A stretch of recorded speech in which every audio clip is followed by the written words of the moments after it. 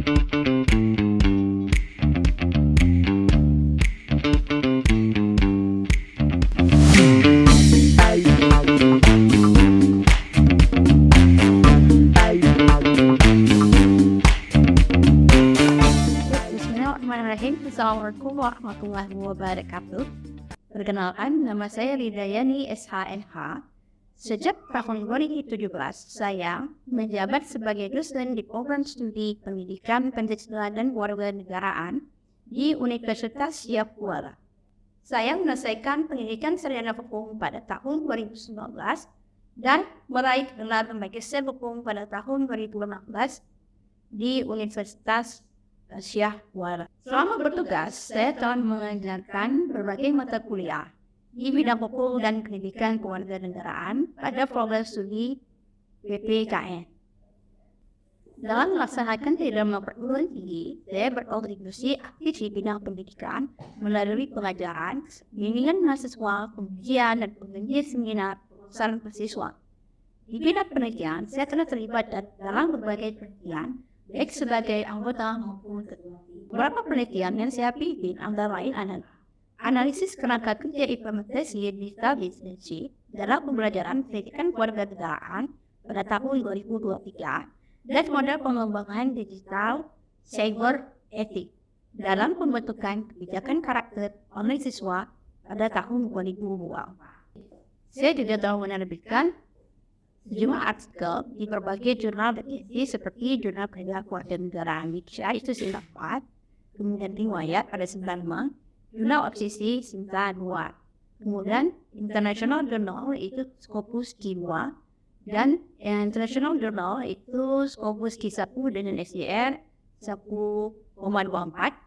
Salah satu artikel terbaru saya adalah mengenai remaja di era digital yang telah disubmit dan direview 2 kali di jurnal internasional berreputasi Scopus Q1. Ini adalah output dari hibah penelitian SK tahun 2003 sebagai ketua peneliti. Dalam bidang pengabdian kepada masyarakat, saya berkolaborasi dengan dosen PPKN di berbagai daerah di Provinsi Aceh. Salah satu pengabdian yang signifikan yang saya lakukan adalah mengenai pengembangan perangkat pembelajaran PPKN pada profil pelajar Pancasila di Kabupaten Nagan Raya. Pada kesempatan ini, rencana pembelajaran semester pada mata kuliah Pengantar Hukum Indonesia pada studi PKN Fakultas Etik USK dengan pada mata kuliah KPK 103, Bobot SKS 3 pada semester pertama.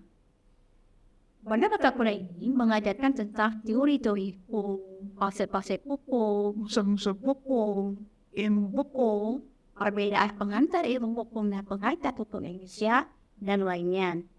Pada mata kuliah yang saya ajarkan berkenaan dengan pengantar hukum Indonesia pada materi ia adalah tentang sistem hukum Indonesia dan sumber-sumber hukum Indonesia yang juga berkaitan dengan unsur-unsur hukum. Unsur-unsur hukum itu yang pertama adalah tentang bagaimana peraturan yang ada dapat mempengaruhi kehidupan masyarakat. Capaian pembelajaran pada masa kuliah pengantar hukum Indonesia ini adalah yang pertama, mahasiswa diharapkan mampu menjelaskan bagaimana sejarah hukum Indonesia. Yang kedua, mahasiswa mampu menjelaskan bagaimana hukum positif yang ada di Indonesia. Yang ketiga, mahasiswa mampu menjelaskan bagaimana unsur-unsur hukum. Kemudian, metode pada pengajaran hukum Indonesia ini adalah yang pertama menggunakan metode pembelajaran berbasis teknologi, yaitu metode ini memanfaatkan kemampuan teknologi untuk meningkatkan keaktifan mahasiswa dalam belajar. Yang kedua, metode pembelajaran hybrid learning. Yang ketiga, menggunakan metode pembelajaran berbasis case. Pada mata kuliah pengantar hukum Indonesia ini diberikan kasus-kasus nyata kepada mahasiswa untuk dianalisis dan disajikan dalam bentuk laporan. Demikian pemaparan singkat tentang deskripsi mata kuliah pengantar hukum Indonesia untuk kegiatan Serdos 2024 gelombang pertama. Saya mohon maaf jika ada kesalahan saat penyajian pemaparan. Baik, berikut cuplikan pembelajaran pada mata kuliah pengantar hukum Indonesia. Sekian, terima kasih.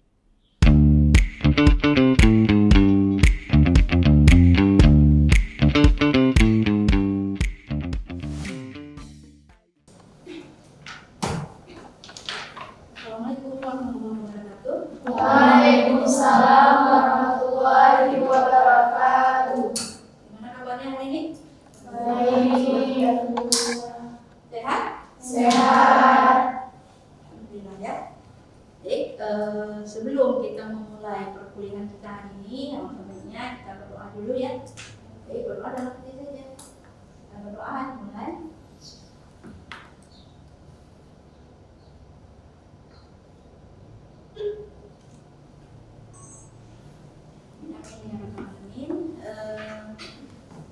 Baik, perkuliahan kita hari ini adalah apa perkuliahan kita hari ini?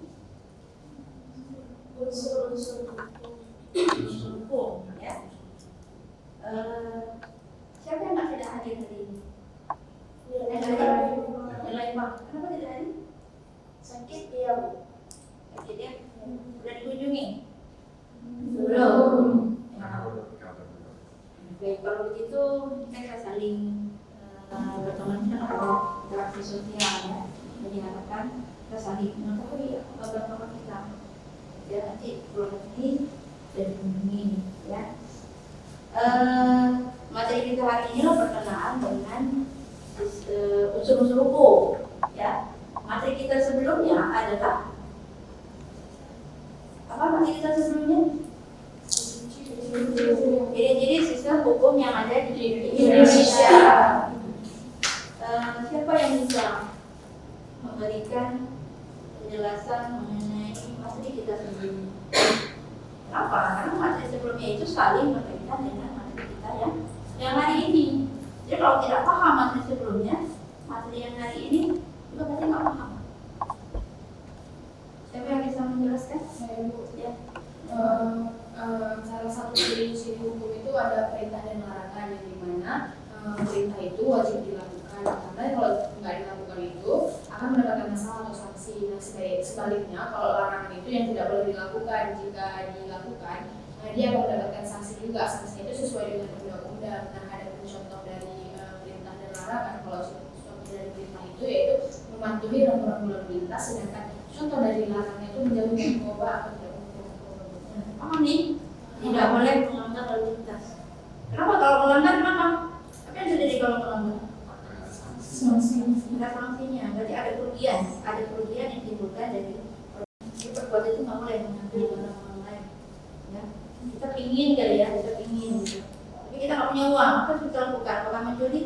Nggak boleh mencuri. Kalau melakukan itu dalam peraturan undang-undangan ada sanksi. Jika seseorang itu melakukan perbuatan pelanggaran mengambil barang milik orang yang lain akan dikenakan sanksi. Dan sanksinya tegas ya, sanksinya tegas. Baik, materi kita hari ini berkenaan dengan sistem hukum yang ada di unsur-unsur hukum yang ada di Indonesia. Nah, tujuan dari kuliah ini adalah agar kalian paham dari bagaimana kenapa aturan itu dibuat, kenapa kita tingkah laku kita itu diatur, dan kemudian kenapa aturan itu ada sifatnya, siapa yang buat aturan itu, hukum itu siapa yang buat, undang-undang itu siapa yang buat. Jadi ada lembaga resmi nantinya ya, dia kan paham siapa yang membuat aturan, sifatnya bagaimana, kemudian kenapa harus patuh pada aturan, apa ya.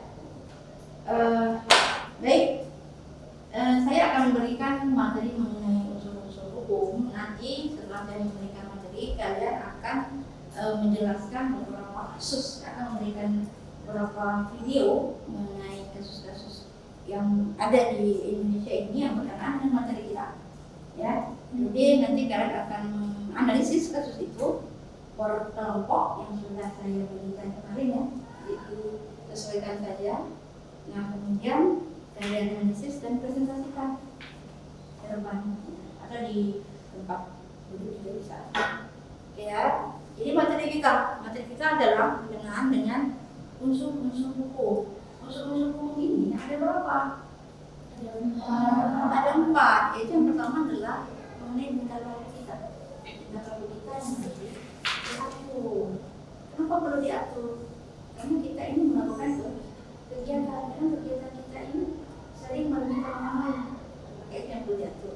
Yang kedua adalah peraturan itu ada yang buat sehingga kita patuh. Siapa yang buat?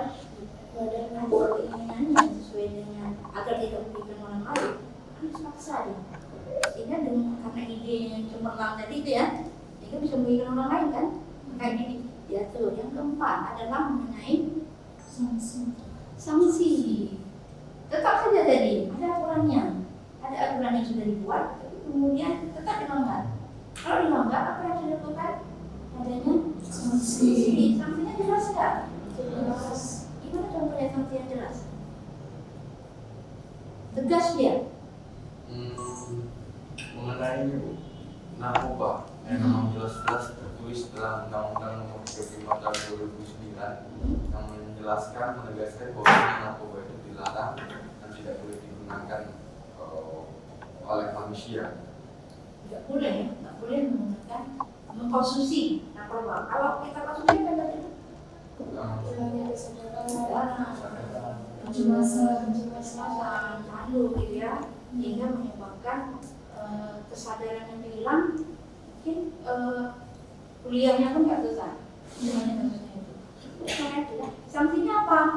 Apa sanksinya kalau menggunakan ini? Sanksinya di penjara, denda. Denda. Kalau narkotika yang ini beda ya, beda ada yang memakai dengan yang minumnya. Mana lebih berat? Beda.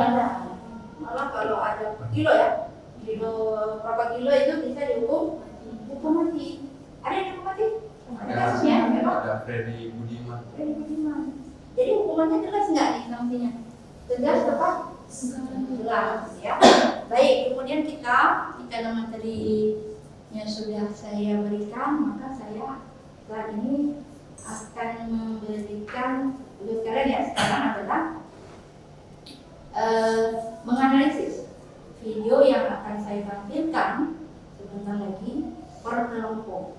Jadi dianalisis itu kemudian dipresentasikan ya. Kemudian per kelompoknya ini disesuaikan dengan kelompok yang sudah saya bagi kemarin. Ya, oke, silakan bertukar posisi sesuai dengan kelompoknya yang kemarin.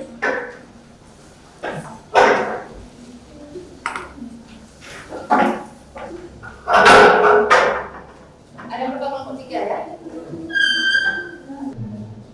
Jadi ini kalian instruksinya dulu ya, bagaimana cara mengerjakannya. Ini per satu video. Jadi kelompok 1 itu 1 video, kelompok 2. Jadi selesai dengan kelompok 1 baru kelompok 2. Jadi dipahami isi dari video ini, nanti baru kan lagi. Sekitar mungkin ada 5 menit ya videonya. Ini untuk kelompok 1 dulu ya. Kelompok 1 topik ya, kawan-kawannya. Nah,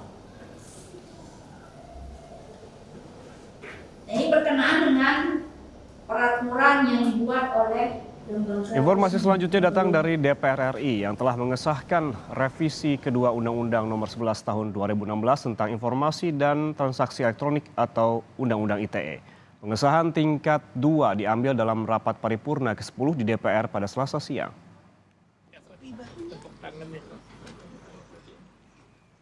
Pengesahan revisi Undang-Undang ITE diambil usai Ketua Panja RUU ITE Abdul Haris Almasyari memaparkan poin-poin perubahan revisi Undang-Undang ITE dalam rapat paripurna.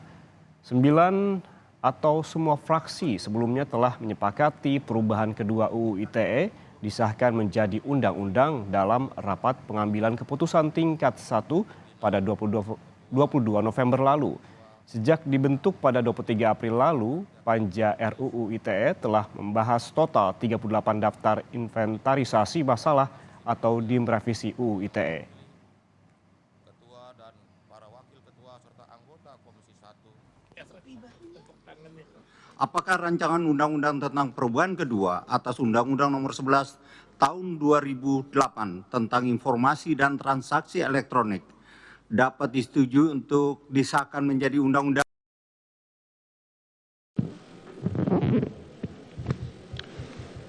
Mengadili, menyatakan terdakwa Ferdi Sambo SH SIK MH telah terbukti secara sah dan meyakinkan bersalah melakukan tindak pidana turut serta melakukan pembunuhan berencana dan tanpa hak melakukan tindakan yang berakibat sistem elektronik tidak bekerja sebagaimana mestinya yang dilakukan secara bersama-sama. Menjatuhkan pidana kepada terdakwa tersebut oleh karena itu dengan pidana mati. Memerintahkan terdakwa tetap berada dalam tahanan, menetapkan barang bukti tetap terlaksana. Inilah kondisi antrian di Samsat Kota Banda Aceh yang ingin melakukan pembayaran pajak, cek fisik, dan balik nama serta keperluan berbagai lainnya di Samsat Kota Banda Aceh. Ya, untuk mobil barangkali Anda bisa lihat ini dari sana itu ya, sampai belakang ini orang sudah mulai menyesaki jam. Malah ada yang sudah dari jam setengah 7 pagi tadi.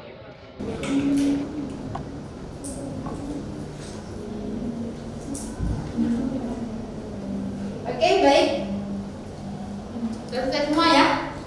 Ya, untuk kelompok siapa yang mau duluan?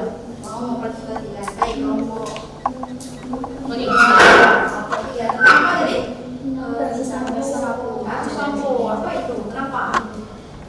Baik, kami dari kelompok 3 akan mempresentasikan hasil analisis kami, yang dimana kasus di dalam video tersebut adalah tentang keputusan hakim di dalam pengadilan, yang dimana terdakwa melakukan beberapa pelanggaran seperti pasal di dalam undang-undang pasal 55 ayat 1 KUHP pidana yang menyatakan bahwa pelaku tindak pidana kejahatan adalah orang yang melakukan, menyuruh melakukan, dan turut serta melakukan, yang dimana pasal ini terhadap pelaku kejahatan yang dilakukan 2 orang atau lebih. Selanjutnya, Ferdi Sambo juga dikenakan pasal 340 KUHP yang menyatakan barang siapa dengan sengaja dan dengan rencana terlebih dahulu merampas nyawa orang lain diancam karena pembunuhan dengan rencana dengan pidana mati atau pidana penjara seumur hidup atau selama waktu tertentu yang paling lama yaitu 20 tahun. Nah, terdakwa juga adalah seorang abdi negara yang sudah berpangkat atas, berpangkat jenderal, dan melanggar juga 7 kode etik dalam kepolisian. Nah, sehingga keputusan hakim bahwa terdakwa Ferdi Sambo didakwa hukuman mati, yang dimana sanksi itu berupa tegas tidak memandang status Ferdi Sambo yang berpangkat jenderal. Ya, baik. Terima kasih. Kelompok 3 ya. Sanksi yang tegas. Oke, kelompok selanjutnya siapa yang mau mempresentasikan? 1 dan 2. Kelompok 1, oke, silakan.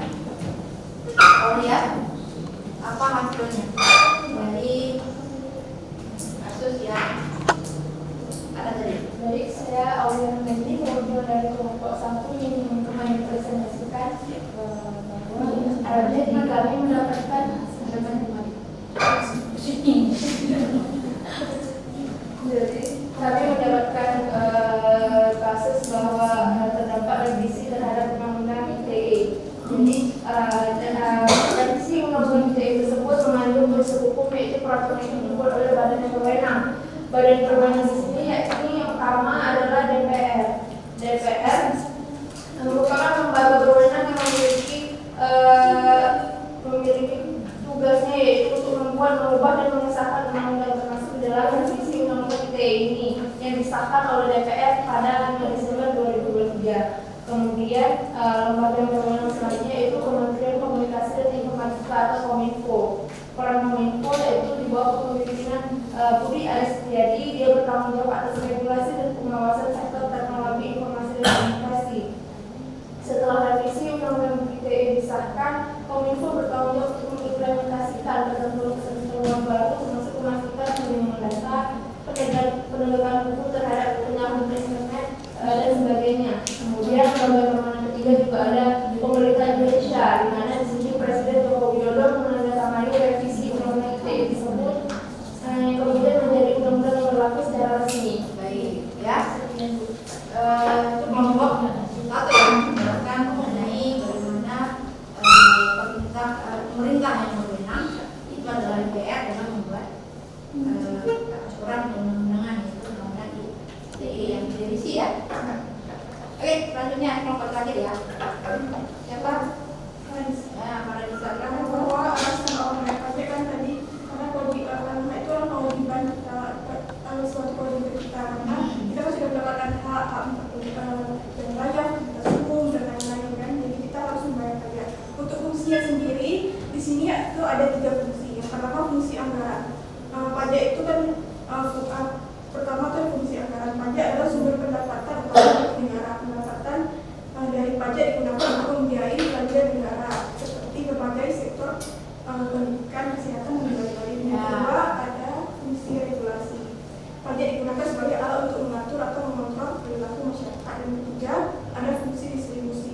Di sini tuh pajak membantu dalam distribusi pendapatan untuk mencapai keadilan sosial. Dan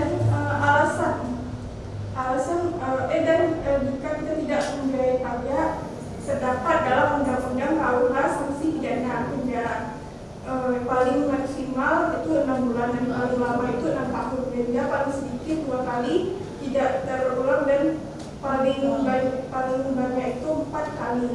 Pajak terutama yang tidak dibayar atau kurang dibayar. ya, itu dia ya. Bahwa kita dipaksa ya. Jadi kesimpulan tadi dipaksa ya. Yang pajak. Jadi yang ketiga tadi berkenaan dengan antara manusia yang diatur agar mau partner ya. Nah, dari 3 kasus yang sudah kita analisis tadi, ada pertanyaan di sini. Apa kesimpulannya dari video yang sudah kita tampilkan tadi? Untuk kelompok 3 yang berkenaan tadi mengenai sanksi, apa kesimpulannya? Siapa yang mau memberikan review ya mengenai sanksi yang diberikan itu bagaimana? Apa itu contoh sanksi? Oke, Najwa atau Syarifah? Berdasarkan video yang telah kami analisis tadi, bahwasanya sanksi itu sangat tegas dan tidak memandang siapa yang melakukan kasus hukum itu. Contohnya tadi seperti Ferdinand Sambo yang merupakan seorang jenderal, dan ketika dia melakukan sebuah kejahatan maka hukum itu tegas untuk dia. Makanya dia harus dikenakan sanksi sesuai dengan apa yang telah dilanggar. Ya, sanksinya tegas walaupun Freddy itu adalah seorang jenderal gitu ya. Makanya dia kan kalau mau dia pejabat yang lain, ketua dinas A, B, C, pejabat misalnya, tetap dikenakan sanksinya tegas. Kan kalau undang-undang tidak ada di bawah anak pejabat, anak sekolah itu tidak dikenakan sanksi. Sebenarnya sama dengan hukum itu mengenai sanksi. Kesimpulan yang lainnya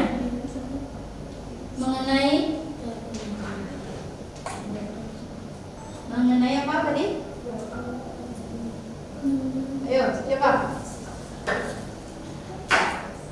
yang membuat aturan? Lembaga yang berwenang.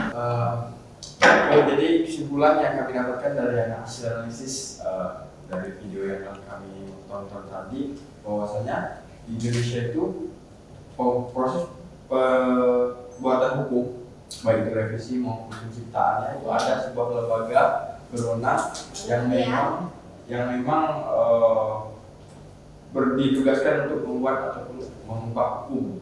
Jadi nggak semua orang ataupun lembaga asal-asalan yang dapat mengubah aturan, melainkan ada lembaga khusus yang memang dimiliki negara yang berwenang untuk mengatur, menciptakan ataupun merevisi sebuah hukum. Ingat ya, bahwa ya lembaga resmi yang membuat peraturan undang-undang itu adalah di DPR. Kalau kita bisa nggak? Nggak bisa. Ini lembaga resmi. Kita bisa hanya buat aturan yang di kelas saja kan, hanya untuk kita aja. Nggak bisa untuk masyarakatnya main. Yang ketiga mengenai pemaksaan, ya. Kenapa dipaksa? Ada? Karena bukan pajak itu kan harus dipaksa dan merupakan kewajiban pada negara juga. Dan dengan kita membayar pajak, kita akan dapat juga. Misalnya pajak itu bukan untuk perbaikan jalan, untuk rumah sakit, dan ada contoh lainnya itu juga kalau dijelaskan memaksa juga misalnya adalah untuk diri sendiri dan dengan kita masih pembayaran apa namanya mencegah kecelakaan dan keselamatan orang juga. Ya, baik, terima kasih ya. Baik, itu adalah kesimpulan dari materi kita hari ini ya. Sebelum dari yang saya jelaskan, kesimpulannya yang pertama adalah apa tadi? Sistem hukum itu bagaimana? Tegas ya. Kemudian yang membuat hukum itu atau undang-undang adalah lembaga resmi ya. Siapa? Kemudian yang ketiga apa? Sanksinya tegas ya. Sanksinya tegas. Pajak itu kan kontrol dari masyarakat agar patuh dalam peraturan itu berjalan dengan baik, gitu ya. Jelas nih ya. Ketiga ini adalah materi kita hari ini. Kesimpulannya adalah yang saya simpulkan tadi, gitu ya. Nah, dengan berakhirnya materi ini, maka pertemuan kita ini akan berakhir. Namun untuk minggu depan itu saya akan memberikan sebuah tugas. Tugas ini nanti ada, kalian bisa lihat di e-learning ya, e-learning masing-masing. Ada sebuah video lagi ya yang kalian harus analisis dan kalian membuat laporannya. Paling telat kapan kumpul? Paling telat itu minggu depan ya. Minggu depan itu sudah dikeluarkan di e-learning tugasnya. Ya, paham? Ada yang mau tanya kan? Ada? Nggak ada? Jelas semua ya? Jelas? Baik, demikian pertemuan kita hari ini. Insya Allah kita jumpa di minggu depan. Jangan lupa tugasnya, hati-hati di jalan. Yang senang ya. Assalamualaikum warahmatullahi wabarakatuh. Waalaikumsalam warahmatullahi wabarakatuh.